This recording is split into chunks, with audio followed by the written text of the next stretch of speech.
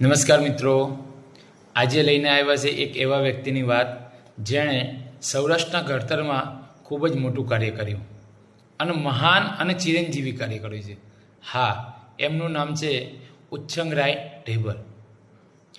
રાજકારણમાં દ્રષ્ટાંતરૂપ સેવક, એ પણ નમ્ર સેવક એવા ઉચ્છંગરાય ઢેબરનો જન્મ ઈસવીસન 1905માં 21 સપ્ટેમ્બરના રોજ જામનગરના ગંગાજળા ગામમાં થયો હતો.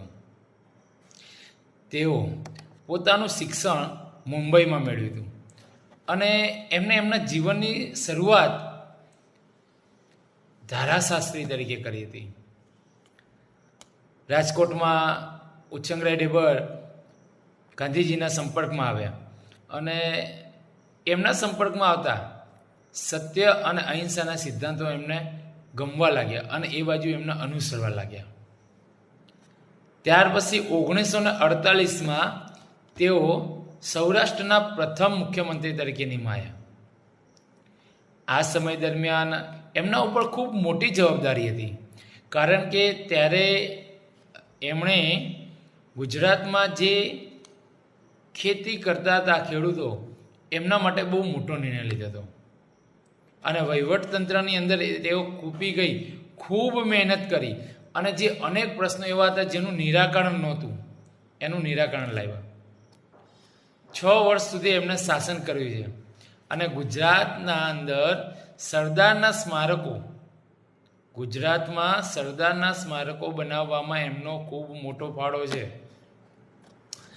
જીવનભર રાજકીય, રચનાત્મક અને શૈક્ષણિક પ્રવૃત્તિઓમાં યોગદાન આપતા જ રહેશે. એમની આપણે વાત કરીએ તો એમની કુને એટલી બધી જબરજસ્ત હતી કે એને જોઈને જ જવાહરલાલ નહેરુએ તેમને ઓલ ઇન્ડિયા કોંગ્રેસનું પ્રમુખ પદે નિમ્યા હતા અને આ સમય દરમિયાન એમણે પ્રથમ કક્ષાના કાર્યકર્તાઓ, પ્રથમ